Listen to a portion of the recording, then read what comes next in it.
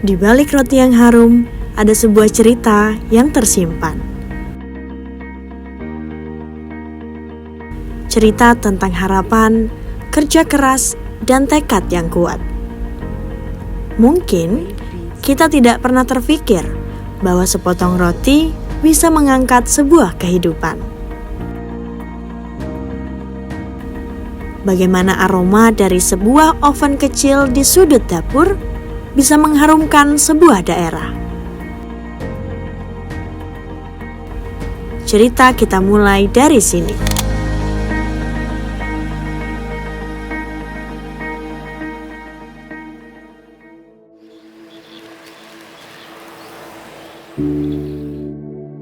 Jadi awal mulanya sebenarnya karena saya hobi makan roti ya.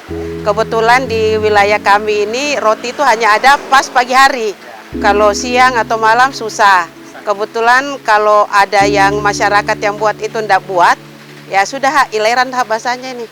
Nah itu, jadi dari situ jadi bikin sendiri dulu. Ya makan, kemudian pelan-pelan kita beri ke orang, jadi mereka suka. Kemudian memberi ide ke kami bahwa kenapa ndak dijual aja. Jadi gitu, jadi dari situ baru saya ini pelan-pelan buat untuk dijual. Di sebuah sudut kampung yang kecil, seorang ibu rumah tangga memulai perjalanannya. Semua upaya dia lakukan untuk mengangkat hidup keluarganya. Ya, masih sistem online. Jadi kalau saya memakai sistem menunggu, nanti saya kewalahan karena masalah waktu. Saya juga kan harus kerja. Jadi kemudian saya berpikir kalau online kan sudah jelas pasti bahasanya laku ya. Jadi meminimalisir faktor kerugian.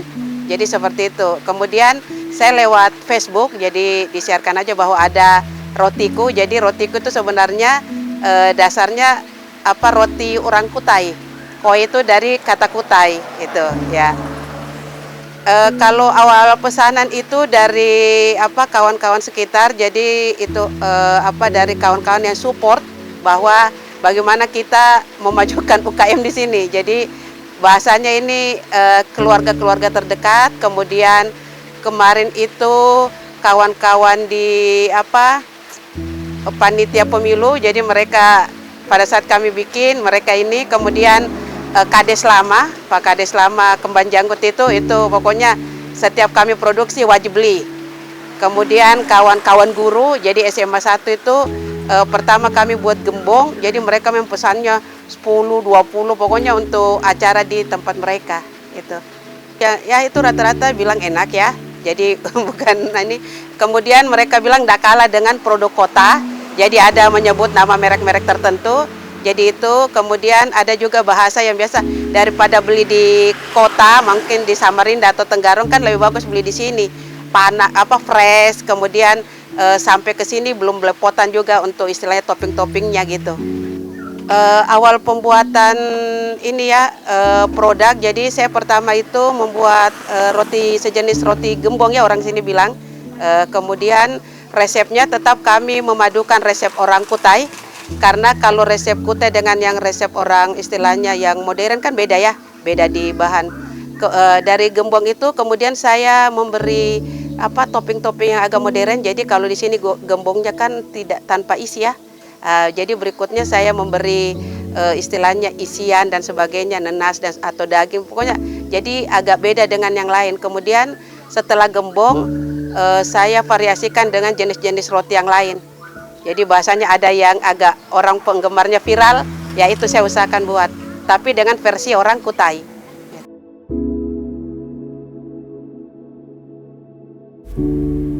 Tentu saja kita pernah merasakan berbagai roti dari tiap tempat.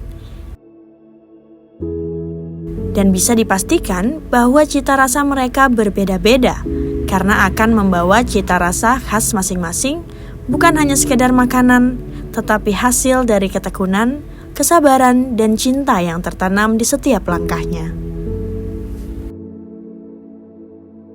Jadi pembuatan dari rotiku ini kita memakai bahan terigu. Jadi kebetulan terigunya itu kita pakai, bisa sebut merek ya, Ya, kita pakai terigu cakra. Jadi kemarin cakra kembar hijau, tapi sekarang ada cakra kembar yang berwarna merah atau coklat, jadi agak lebih bagus. Tetapi harga kami tetap sama. Kemudian kita tambahkan susu, kemudian santan, kemudian telur, gula. Itu jadi air yang kami pakai itu air susu supaya artinya cita rasanya enak. Jadi adonan kami pakai mixer besar karena supaya mencapai istilahnya elastisitas yang bagus. Kemudian itu sekitar setengah jam Pak, setengah jam. Kemudian kami ngembangkan lagi setengah jam. Kemudian kami istilahnya pengembangan itu juga sekitar setengah jaman untuk digoreng atau dibakar. Kemudian nanti ketika kita membuatnya dalam bentuk donat, berarti kan kita akan mengembangkannya, kemudian nanti kita membuat lubangnya. Jadi kami menggoreng itu pakai minyak padat. Jadi supaya meminimalisir minyak-minyak yang ini ya. Jadi minyak padat. Kalau yang digoreng kan dia cukup ngembangnya sudah sempurna baru kita ini goreng. Jadi tidak boleh juga mengembangnya terlalu melebihi sempurna karena dia nanti jadi rusak. Ya, jadi memang harus insting juga. Jadi ala bisa karena biasa. Kemudian kalau untuk roti kami memakai cup supaya memudahkan kegiatan, tidak terlalu cuci banyak. Jadi dari cup-cup itu kalau kami mau bikin roti abon, kita tinggal nanti masak, taburi mayones dan tomat, maka jadi abon. Kemudian kalau untuk sosis kita beri sosis juga, jadi sosis dari So Nice. Kemudian kalau untuk roti-roti yang pakai fla dan sebagainya kami pakai merek-merek yang terbaik. Ketika sudah mengembang, jadi ngembangnya sudah sempurna, istilahnya ovennya juga sudah nyala, maksudnya sudah panas ya, baru kita masukkan adonan.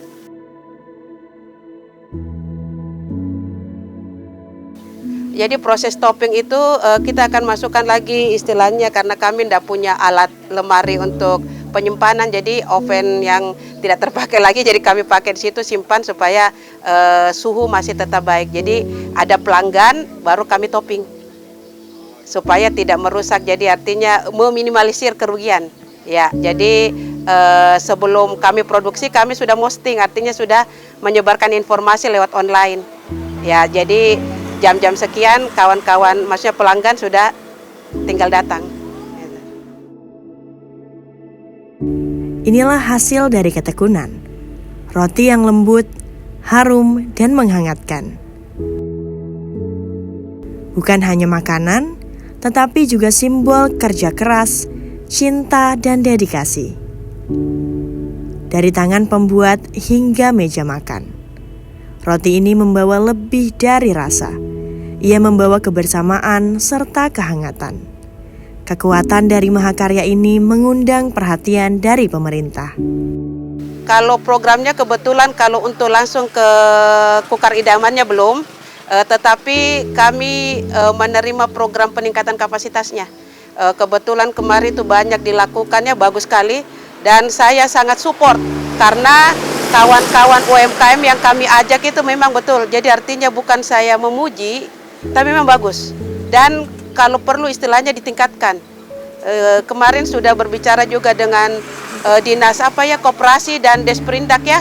Itu dia akan membantu kita karena untuk jadi UMKM bahasanya kelas.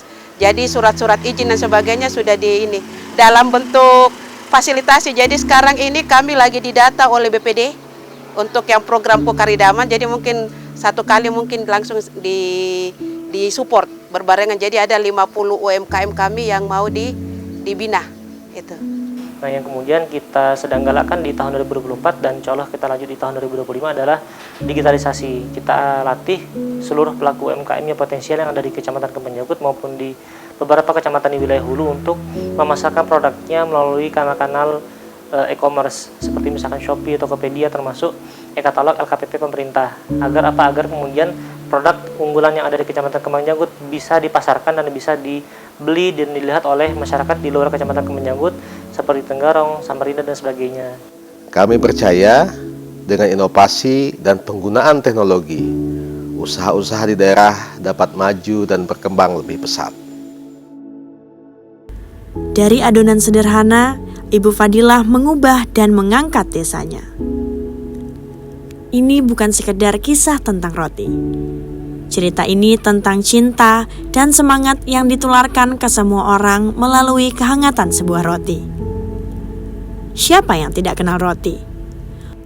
Guru, petani, tenaga medis, tentara, bahkan semua orang ikut merasakan kekuatan semangat dari roti Ibu Fadilah. Terkadang ada yang bawa oleh-oleh sampai ke Jawa. Ya, jadi memang khusus istilahnya mesan. Jadi sampai ke sana dia masih fresh. Karena produk kami ini kan original ya. Jadi sampai 3-4 hari dia masih bagus. Kalau saya enggak mengatakan gitu, tapi pelanggan yang ini, yang apa artinya kalau datang jangan lupa ya singgah di rotiku. Jadi gitu.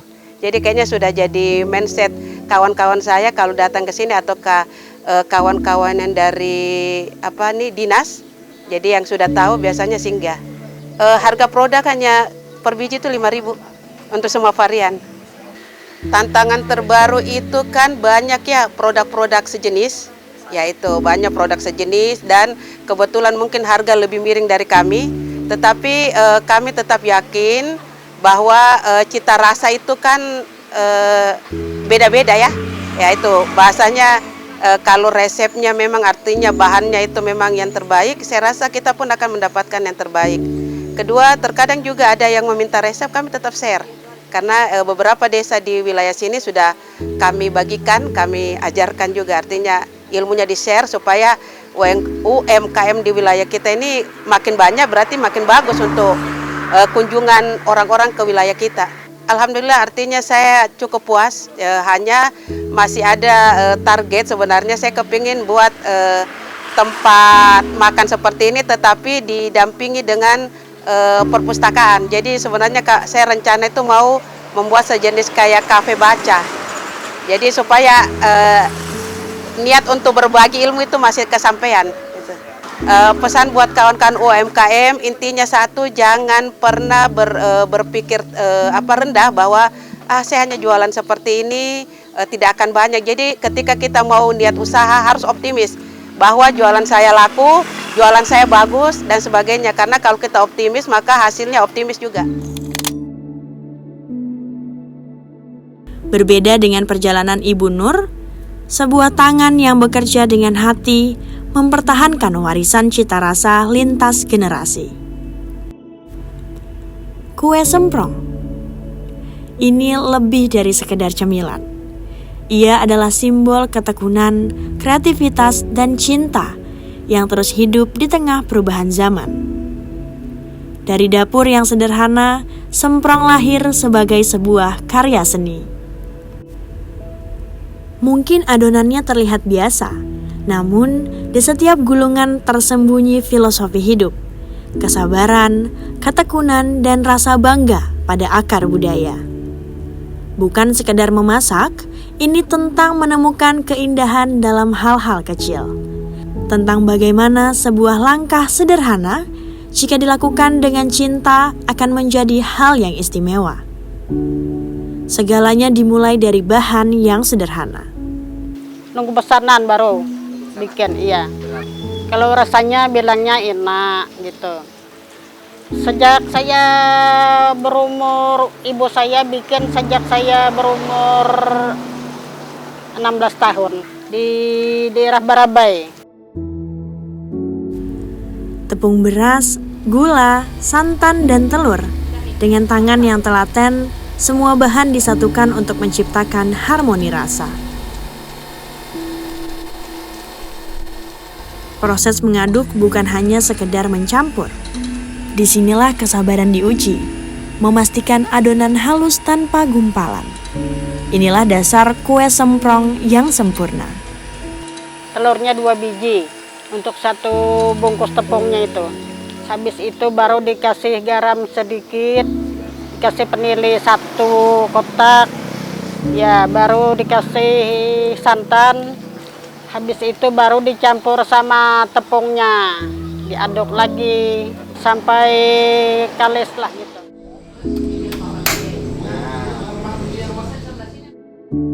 Cetakan semprong mulai dipanaskan.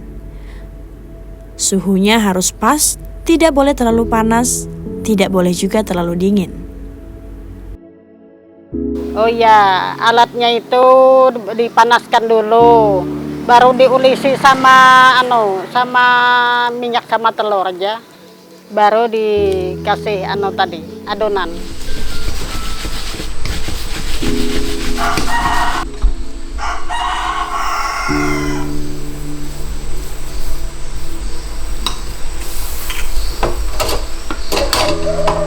Kalau kebanyakan leleh.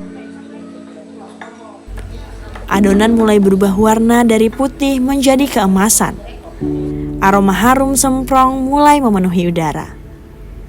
Tanda bahwa cinta dan kerja keras sedang berbuah hasil. Inilah bagian yang memerlukan ketangkasan. Setelah matang, kue harus segera digulung. Jika terlalu lama, ia akan mengeras dan retak. Gerak Ibu Nur sangat cekatan. Setelah semua selesai, hadirlah kue semprong yang menggoda. Bukti keindahan yang lahir dari ketelitian. Kesempurnaan ini hadir dari proses yang sangat panjang. Pada awalnya, kegagalan terus datang. Adonan yang rusak, kue yang tidak bisa digulung, terkadang adonannya tidak dapat mengeras, adonan yang retak bahkan pecah saat digulung. Hanya dengan kata pantang menyerah, Ibu Nur terus belajar dari kesalahannya. Sehingga hadirlah kue semprong yang indah. Sebuah tanda penghormatan pada tradisi dan kearifan lokal. Namun, dalam dunia yang terus bergerak dengan cepat, semprong mengingatkan kita untuk melihat sejenak hiruk-pikuk teknologi dan inovasi. Kue ini hadir sebagai simbol bahwa tradisi tidak pernah usang, karena tradisi adalah fondasi untuk terus melangkah maju. Masih ada. Iya, masih ada. Adik saya, kakak saya, masih menjalankan di Samarinda sana. 1 bijinya cuma 1.000. Kalau yang 10.000 itu 12 biji lah. Kalau yang besar berapa tempoh hari? 17 biji rasanya kalau tidak salah. Harga 15.000. Ibu Nur membuat semprong sebagai pengrajin. Dia adalah penjaga cerita, penjaga rasa, dan penjaga budaya. Pada tangannya, kita belajar memaknai hidup yang terus bergulir seperti semprong. Padanya juga kita belajar bahwa di tengah perubahan zaman, kita tetap bisa membawa tradisi sebagai inspirasi dan membuat hal baru. Ketekunan ini menarik banyak perhatian. Tidak hanya pada masyarakat yang mencintainya, namun kekuatan ini mengundang pemerintah daerah untuk mendorongnya. Bukan hanya sebagai pelestari kuliner, tetapi menyebarkan inspirasi. Bahwa keajaiban hidup tetap ada pada hal-hal kecil. Buah dari ketekunan adalah keberadaan yang tidak pernah tergeser oleh zaman.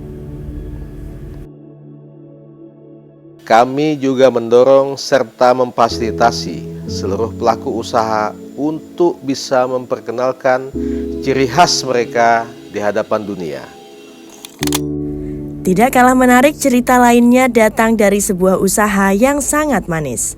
Ada sebuah rahasia yang disimpan oleh pohon-pohon tinggi di pedalaman Nusantara. Jajaran pepohonan yang menjulang yang tumbuh tepat di samping sungai yang besar.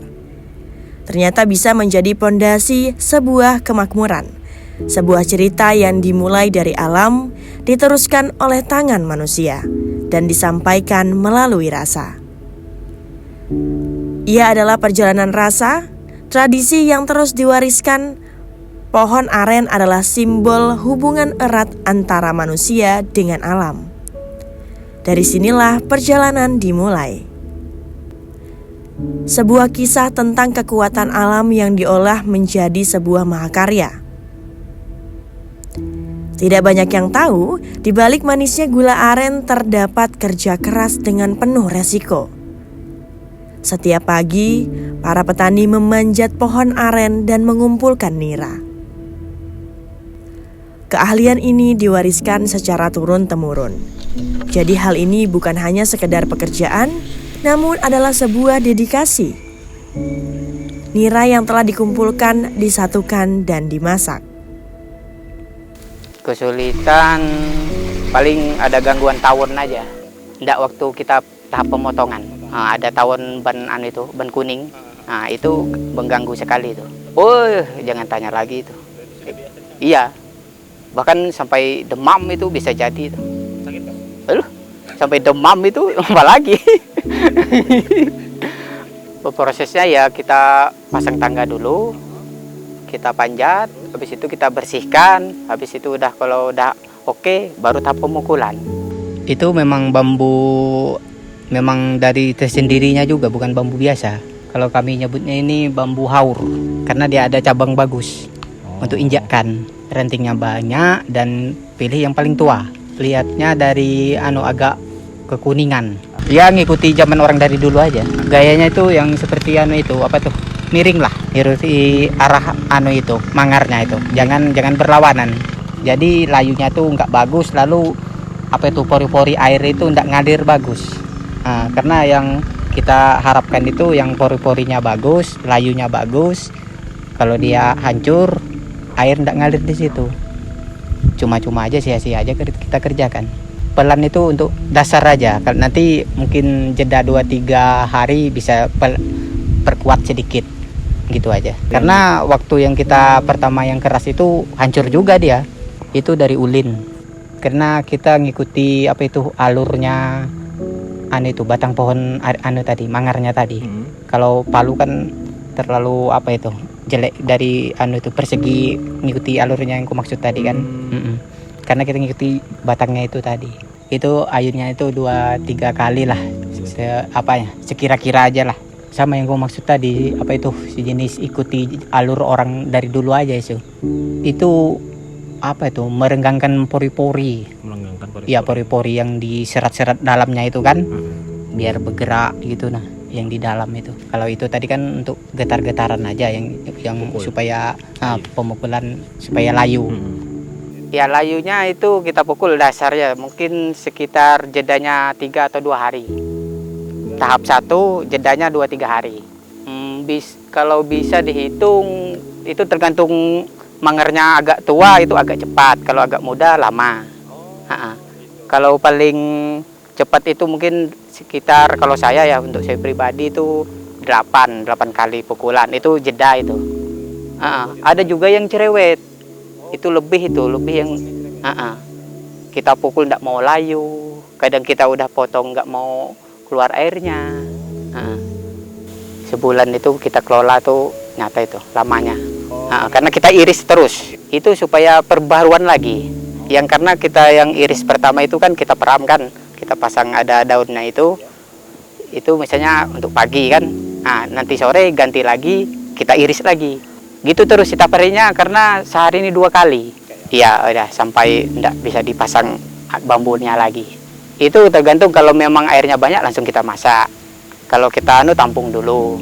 Enggak juga ya, kalau memang kita perkirakan ya cukup berapa kilo kita masak. Kalau memang ya sampai penuh sampai sehari itu bisa juga kita masak tiap hari.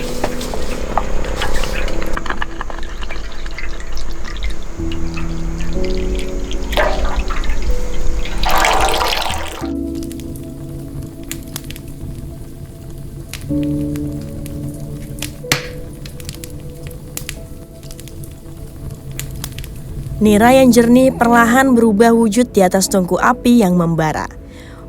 Uap mulai mengepul, menyebarkan aroma manis yang menggugah selera. Dengan sabar, para pengrajin mengaduk nira hingga mencapai kekentalan yang sempurna. Setiap gelembung yang pecah adalah tanda bahwa gula aren semakin dekat dengan bentuk akhirnya. Sebuah transformasi magis dari cairan bening menjadi kristal gula aren yang berwarna coklat keemasan. Proses ini membutuhkan ketelitian, waktu, dan cinta. Dari sinilah gula aren mendapatkan jiwanya. Rasa manis yang murni hasil dari kesabaran dan dedikasi yang ahli. Di itu kita masak sampai mau jadi setengah gula itu dulu. Habisnya kita masukkan itu minyak makan, baru kita olah diaduk-aduk. Itu sejenis bahan tambahan aja gue bilang tadi. Yang sejenis pengerasnya aja. Kalau kebanyakan kalau itu ndak dikasih itu ndak jadi dia. Iya udah keras kita aduk-aduk. Udah mau jadi gula udah cetak. Gula aren telah dicetak. Setiap cetakannya menyimpan sebuah semangat dan kekuatan dari alam. Gula aren yang telah mengeras tanda sebuah tekad yang kuat untuk menjaga tradisi, warisan leluhur, dan mempertahankan manis dari alam. Kita dari pemerintah Kabupaten Kutai Kartanegara, khususnya dalam hal ini Dinas Koperasi dan UKM Kabupaten Kutai Kartanegara, sangat mengapresiasi perkembangan UMKM di Kecamatan Kembangjanggut dan Kecamatan Konohan. Dilihat dari beberapa tahun ke belakang sampai dengan tahun ini, cukup banyak produk UMKM yang muncul menjadi unggul dari Kecamatan Kembangjanggut, baik itu di sektor olahan kuliner maupun sektor olahan kerajinan dan lain-lain, yang kemudian dari segi penjualan cukup memberikan dampak yang baik terhadap peningkatan perekonomian si pelaku usaha sendiri. Nah, khususnya misalkan seperti beberapa produk UMKM dari olahan hilirisasi produk pertanian seperti misalkan gula merah, kemudian ada beberapa produk olahan keripik, aneka makanan yang berasal dari bahan baku pertanian yang ada di Kembangjanggut, itu kemudian menjadi ikonik yang kemudian sudah menjualkan produknya baik itu di Kecamatan Tenggarong maupun di luar Kutai Kartanegara sendiri. Dari banyak kisah kita telah belajar bagaimana mereka memberikan nyawa pada upaya dan usaha mereka.